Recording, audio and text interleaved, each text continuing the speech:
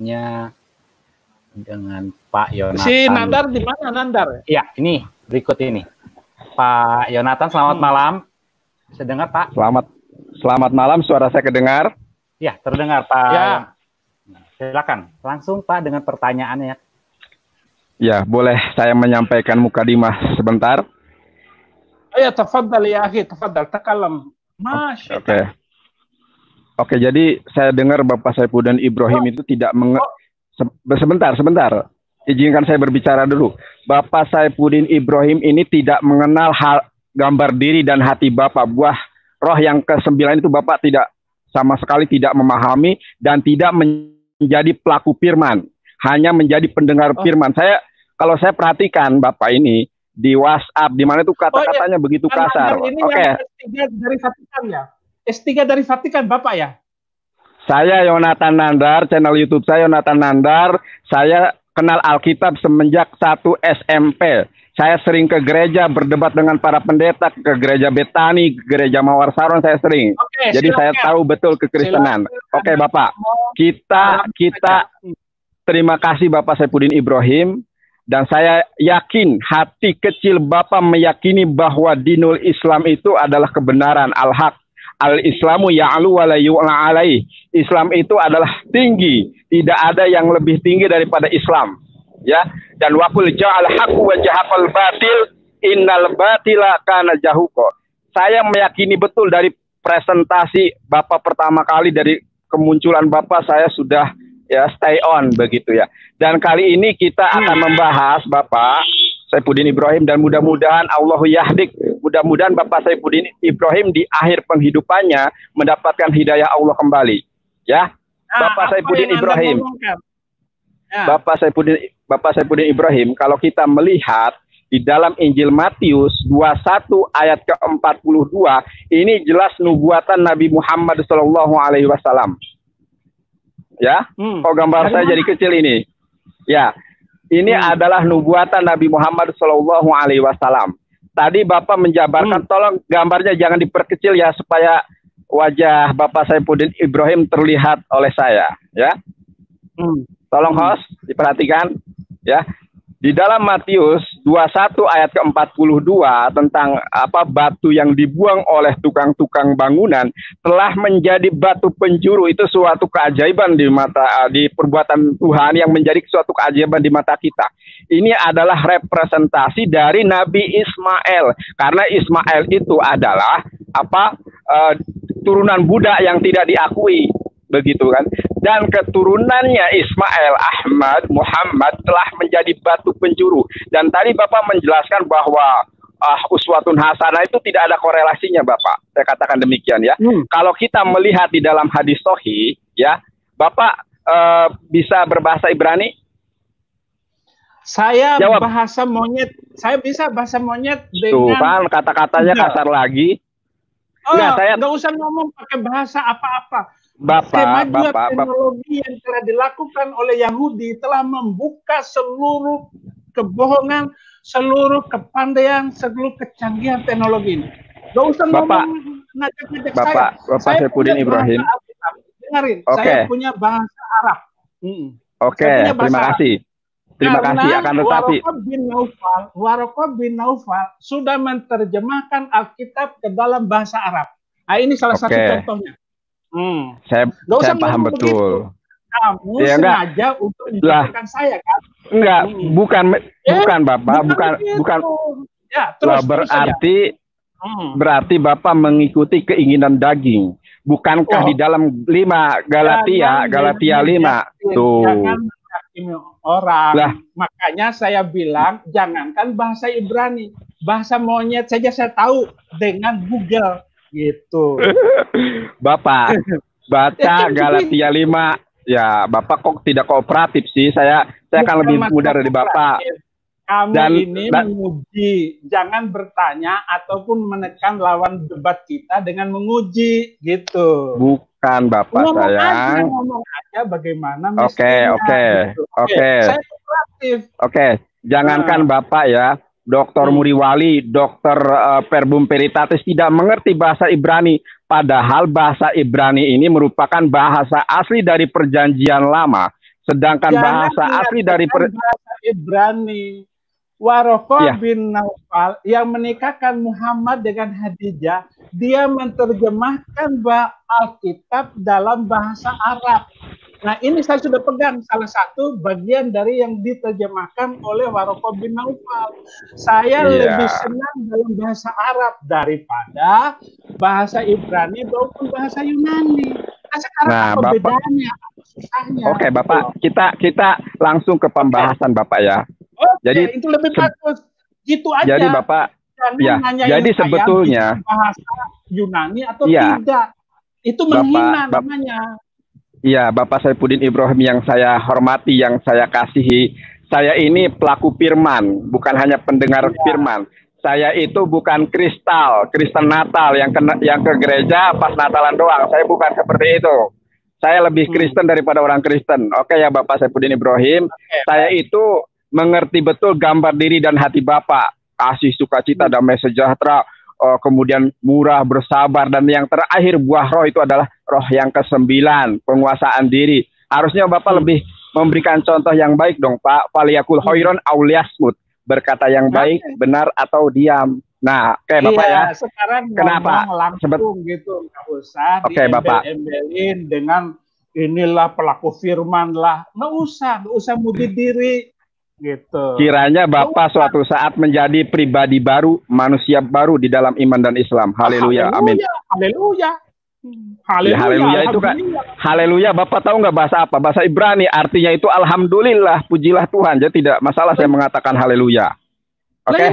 Nah, oke Bapak yang terhormat, Bapak yang saya kasihi. Nah, kalau kita melihat batu penjuru di dalam Injil Matius itu, saya sampaikan terlebih dahulu ya, agar nanti paham.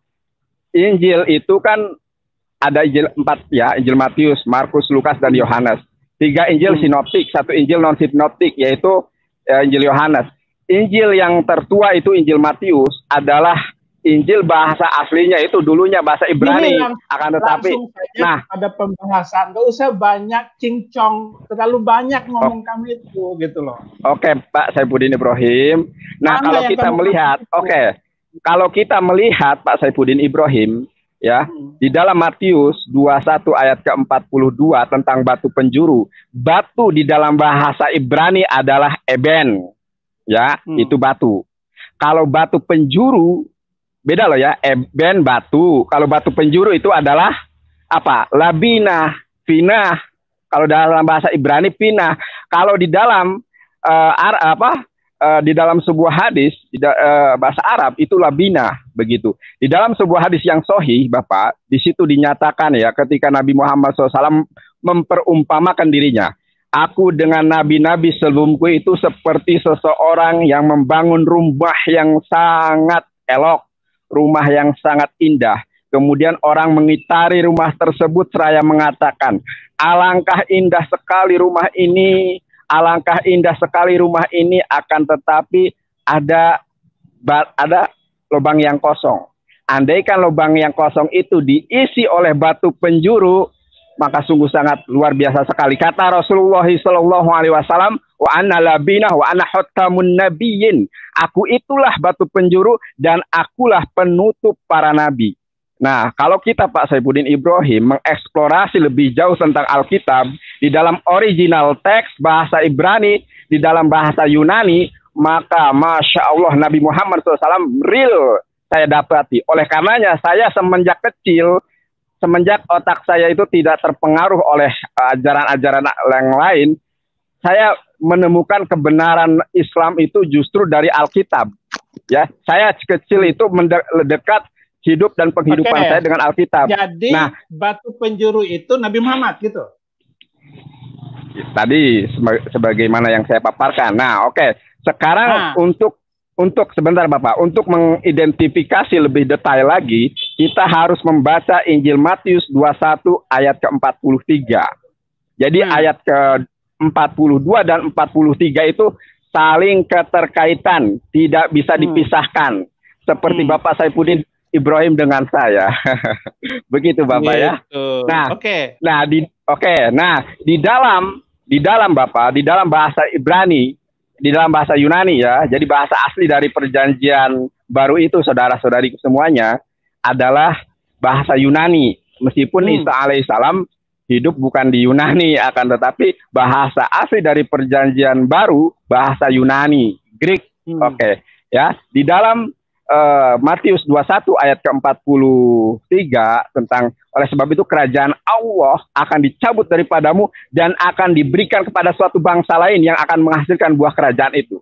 Nah, jadi Bapak, untuk memahami nubuatan ini, coba Bapak lihat dari pasal 21 ayat 33 sampai dengan ayat 41. Jadi Yesus itu adalah Nabi Allah, utusan Allah kepada Nabi Israel, ya ke Bani Israel maksud saya, yang diberikan sebuah kelebihan, yaitu ketika mengajar dengan penuh perumpamaan. Bisa dilihat di situ Bapak perumpamaannya. Saking jengkelnya Isa alaihissalam kepada orang-orang Yahudi Israel yang sangat bebal, maka Yesus mengucapkan nubuatan ini, ya, kerajaan Allah akan batu yang dibuang akan menjadi batu penjuru, karena di dalam perumpamaan itu anak Tuhan, anak Allah katanya itu anak pemilik kebun, yaitu Yesus itu dibunuh begitu ya. Dan karena dibunuh itu, estafet kerajaan Allah atau risalah Islam akan dicabut daripadamu, akan diberikan kepada suatu bangsa lain. Saudara Ishak itu kan Ismail adalah anak yang pertama, Ishak anak yang kedua. Nah, di dalam bahasa Yunani, Beseliato, ya, kai.hesetai, ya, esni. Nah, Bapak, begitu ya. Nah, Bapak paham nggak apa yang saya katakan tadi, bahasa Yunaninya? Beselia, tahu nggak artinya apa? Hesetai, etni. Begitu kan, Bapak paham nggak ini? Soalnya sangat penting sekali, Bapak, bahasa Yunani. Ya, Beselia. Beselia hesetai etni. Nah, Bapak paham nggak etni itu apa? Ini sangat penting loh, Pak. Apa itu? Apa? Ya, makanya saya tanya Bapak. Bapak kan gembala sidang. Iya, terusin saya aja. Anggap saya ini orang yang nggak tahu sama sekali gitu loh. Karena kalau Bapak saya kan punya berhadapan Bapak dengan Ustadz Nandar gitu. Yonatan Nandar, Bapak nama saya jangan dipanggil Nandarnya doang dong. Yonatan Nandar. Ya udahlah, Nandar aja lah. Ya, Bapak di Jakarta ya. Di YouTube itu Nandar S3 dari Vatikan kan?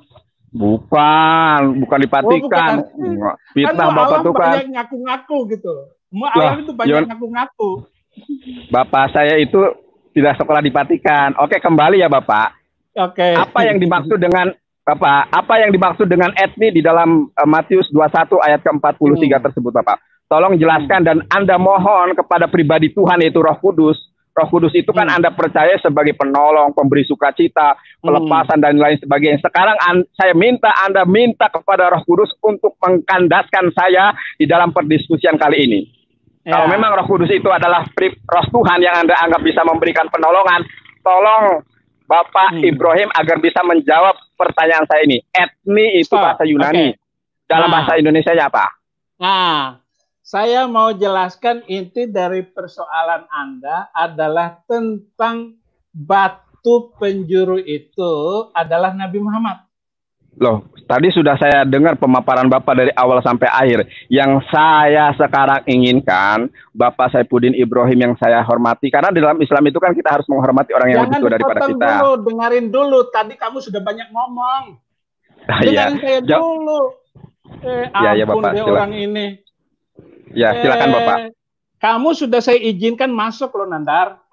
Terima kasih Bapak. Memuliakan. Ya, baik Bapak, Bapak Gembala. Dari tentang batu penjuru itu hanya ada di dalam istilah Alkitab. Al-Quran dan Al-Hadis tidak memakai kata batu penjuru untuk teladan, untuk contoh, untuk idol, untuk idola kita. Bukan itu. Tetapi batu penjuru hanya dipakai oleh Alkitab dan di dalam bahasa Ibrani. Gitu. Nah, Hajarul Zawiyah, yaitu batu penjuru. Nah, batu penjuru itu tidak diarahkan kemana-mana. Efesus 2 ayat 20. Halo, tolong moderator tampilkan Efesus 2 ayat 20. Efesus 2 ayat 20.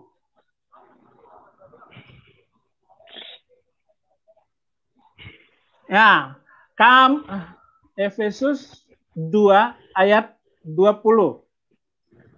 Sudah? Ya. Bunitum ala asasir rusuli wal anbiya wa hajalu zawiyah wal masihu yasu'u nafsu. Gitu. Arabnya lebih jelas daripada bahasa yang kamu pakai. Yang dibangun di atas dasar para rasul dan para nabi-nabi dengan Kristus Yesus sebagai batu penjuru. Di dalam bahasa Arabnya, huwal masihu yasu'u nafsu. Yesus Kristus dirinya itulah batu penjuru. Jadi jangan dibawa ke tempat lain. Di Efesus 2 ayat 20, batu penjuru itu Yesus, bukan yang lain. Saudara Kunandar, Saudara Yonatan Nandar, biar puas saya sebut nama Anda. Ya, terima kasih Bapak. Jadi nanti dulu, jangan dipotong dulu. Kamu suka ngomong omongan orang.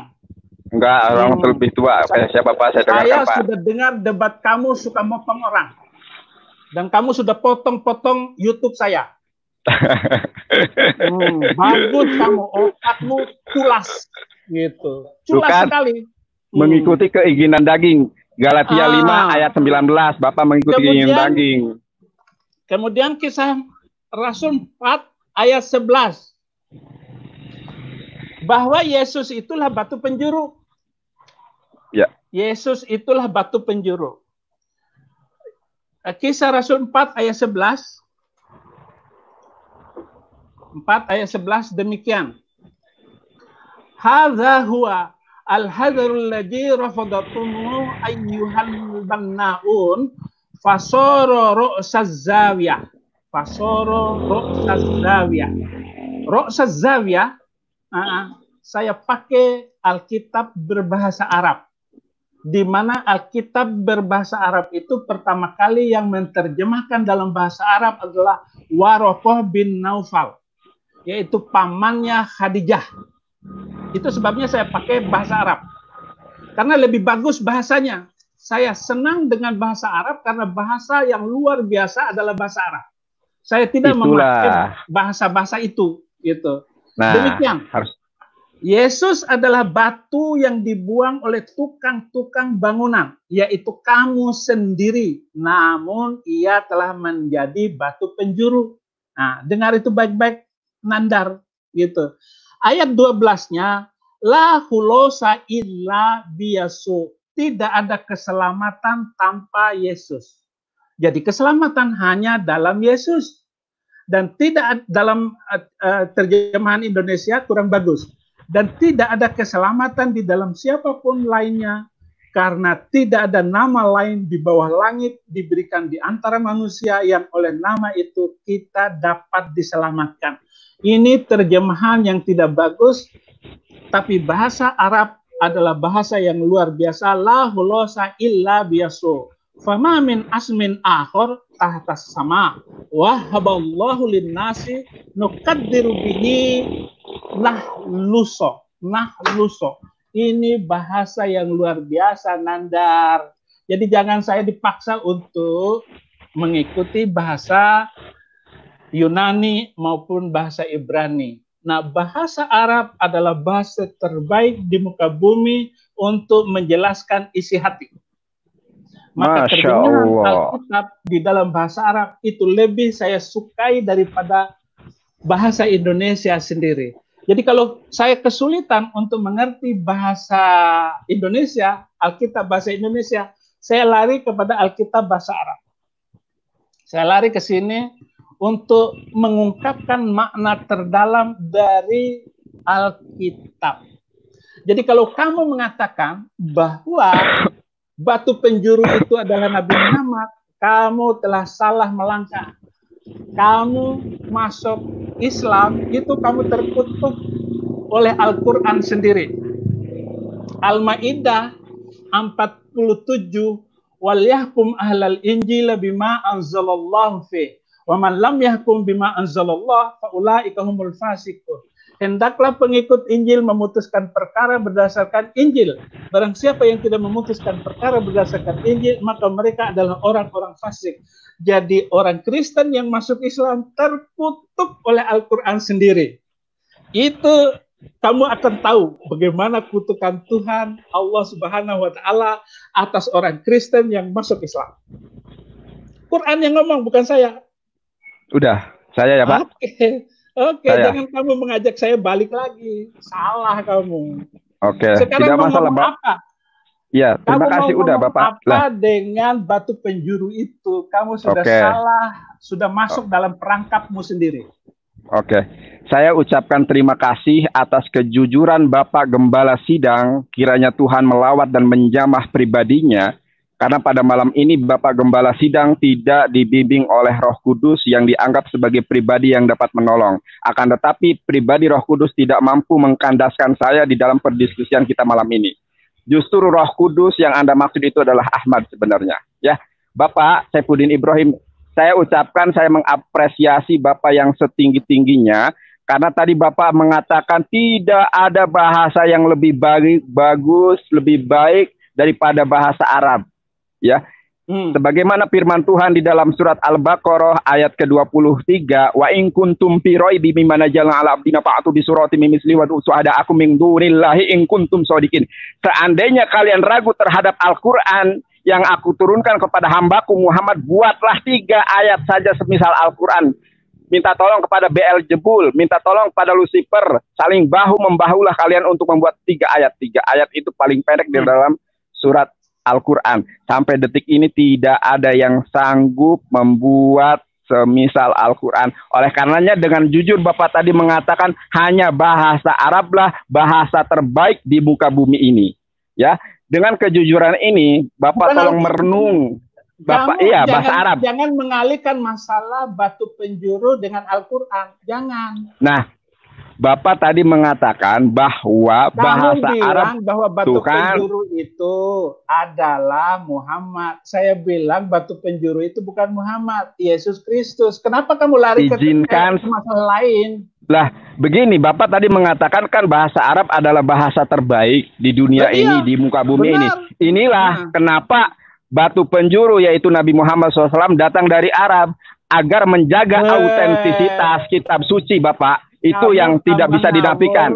Lah, tadi Bapak mengatakan sendiri bahwa bahasa terbaik di muka bumi ini, bahasa yang mudah dipahami dan lain sebagainya adalah bahasa Arab. Oleh karenanya, Yeshua HaMashiach menubuatkan Ahmad sang Periklitos, Los Periklitos Dinomisu. Periklitos atau Paraklitos sepadan dengan Ahmad. Di dalam Injil Yohanes pasal 14 ayat ke-16, Yesus mengatakan Los Periklitos Dinomisu.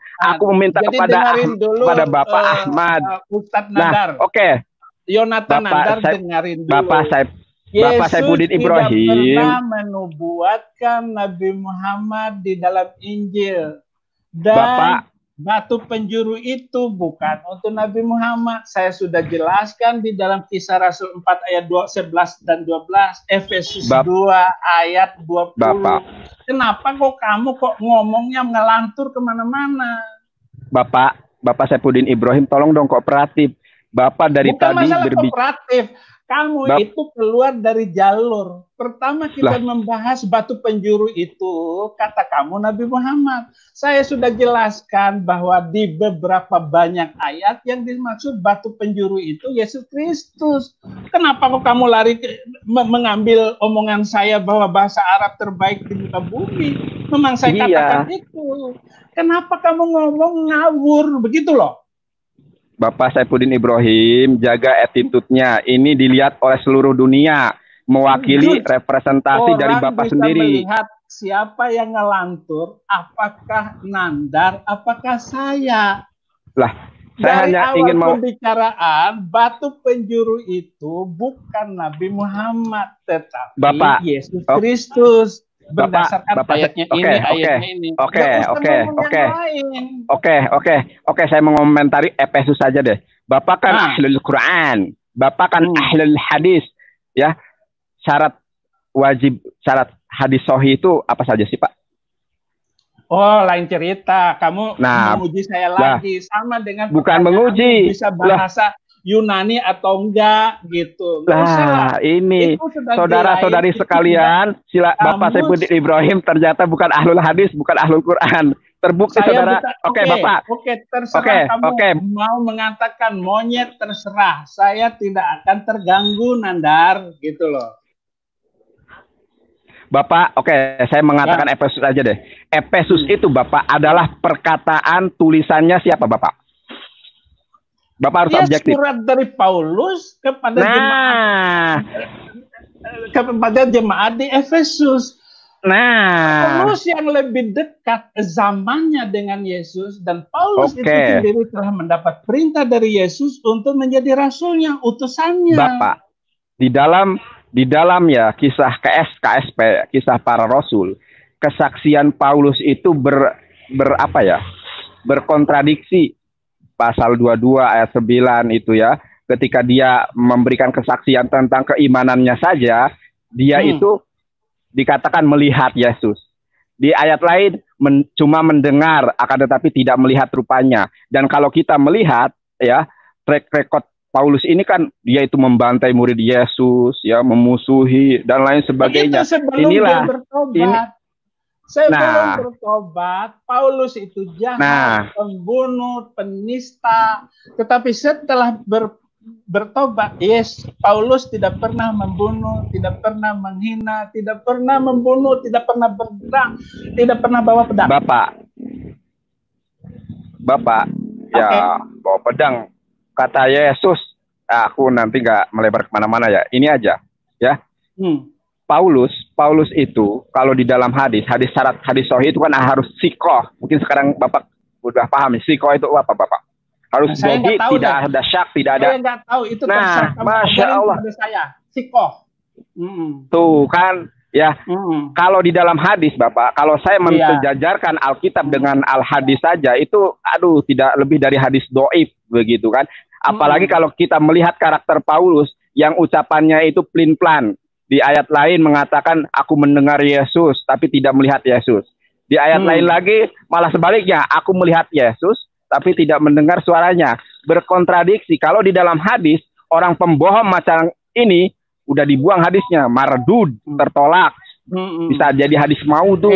Makanya di dalam hadis itu, nah Bapak, ya udah, tadi kan sebenarnya sekarang kamu sadari dirimu, orang Kristen masuk Islam terkutuk oleh Al-Quran sendiri. Gitu aja, enak. Terkutuk bagaimana? Jadi, kamu lebih bagus dari Paulus daripada Yonatan Nandar kalau begitu dong. Al-Quran yang ngomong.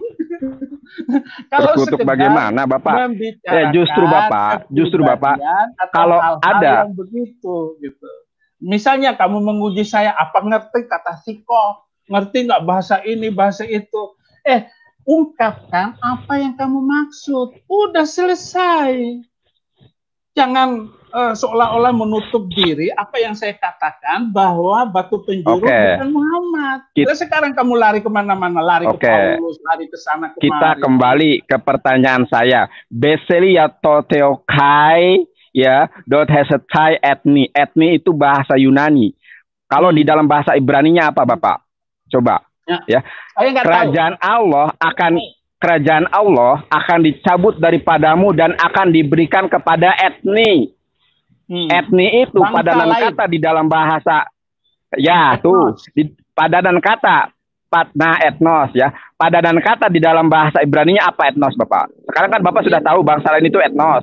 Kalau di dalam bahasa Ibrani bahasa Arabnya sya'bun. Saya nggak bertanya bahasa Arab. Yang saya tanya adalah menjawab dalam bahasa Ibrani. Saya jawab. Saya jawab ya. Padanan. Bapak gitu. Saya jawab. Bapak saya jawab ya. Etni atau etnos itu adalah bangsa lain. Kalau di dalam perspektif bahasa Ibrani di dalam Perjanjian Lama itu adalah goyim. Goyim itu dimaksudkan untuk orang-orang di luar orang Yahudi. Nah, dari sini sudah jelas, dari ayat 42 sampai 43 dinyatakan kerajaan Allah dari mulai ayat 42 tadi sudah saya jelaskan akan dicabut daripadamu dari bangsa Yahudi kepada bangsa lain yang bukan dari orang Yahudi. yaitu bangsa Ismail. Karena kita tahu Abinu Abraham, bapak kita Abraham, bapak segala bangsa, itu kan mempunyai anak dua, yaitu Ismail. Yang pertama, anak perjanjian yang dikorbankan itu. Yang kedua adalah Ishak, bapak. Ya, nah ya dari Ishak punya anak Yakub, Esau. Dari Esau, ya dari Yakub ini punya anak 12 Bani Israel. Karena orang Israel itu membangkang, tidak taat hukum Taurat, ya, dan lain sebagainya. Bahkan Isa alaihissalam tidak dipercaya sebagai nabi oleh bangsa Israel. Malah ada konspirasi antara Romawi dan Yahudi untuk membunuh Nabi Isa. Oleh karenanya di dalam Matius 21 ayat ke-33 sampai dengan 41, Yesus membuat perumpamaan bahwa anak pemilik kebun akan dibunuh, ya, dan kerajaan Allah akan dicabut, ya kan, karena Yesusnya telah dibunuh. Meskipun dalam perspektif kalau kita mengeksplorasi Alkitab, yang dibunuh itu bukan Yesus, ya. Akan tetapi saya tidak berbicara itu. Kerajaan Allah akan dicabut daripadamu dan akan diberikan kepada etnos atau goyim, bangsa lain. Tidak mungkin bangsa lain itu adalah Yesus sendiri, itu yang pertama. Dan tidak mungkin nubuatan ini tidak tergenapi kecuali digenapi oleh bangsa Arab. Karena kalau kita melihat ayat ini tidak. Sudah, kamu kebanyakan ngomong, ngelantur kemana-mana. Kamu sudah berbicara tentang Ismail dan Ishak. Kamu harus kembali dulu kepada kitab Kejadian. Siapakah yang diberikan perjanjian kekal itu? Bukan kepada Ismail, Nandar. Kejadian 17 ayat 19, tetapi Allah berfirman, tidak, malaikat istrimu Saralah yang akan melahirkan anak laki-laki bagimu, dan engkau akan menamai dia Ishak, dan aku akan mengadakan perjanjianku dengan dia menjadi perjanjian yang kekal untuk keturunannya. Jadi tidak akan diberikan kepada bangsa manapun. Walaupun Yesus mengatakan seperti itu, tetapi kerajaan Allah itu akan diterima siapa saja yang menerima Yesus Kristus sebagai Tuhan dan Juru Selamat. Orang yang menolak, menyimpang, meninggalkan Yesus Kristus akan celaka, tidak bisa hidup kekal selama-lamanya. Jadi bukan kerajaan di dunia ini, Bung. Nandar. Pantas saja kamu murtad, pantas aja kamu mu'alaf, gitu. Karena kamu nggak bisa membaca baik Alkitab. Ngaku pelaku firman, tetapi kamu meninggalkan Yesus. Apa artinya, saudara Nandar? Bapak, masa batu penjuru dibilang? Oke, Bapak, terima kasih, Bapak. Saya rasa begini. Halo, Bapak. Bapak, tolong Bapak. Itu apa namanya, moderator. Ini orang nggak bisa diajak. Ya, saya mau mengucapkan saya mau pamit. Saya mau pamit, Bapak. Saya mau mengucapkan terima kasih dulu kepada Bapak ya. Dan teman-teman yang murtadin dari seluruh Indonesia, saya tunggu live streaming di channel saya pukul ya. Oke, ya, baik. Ngomong kemana-mana. Baik, terima kasih. Selanjutnya, ada pertanyaan lagi selanjutnya.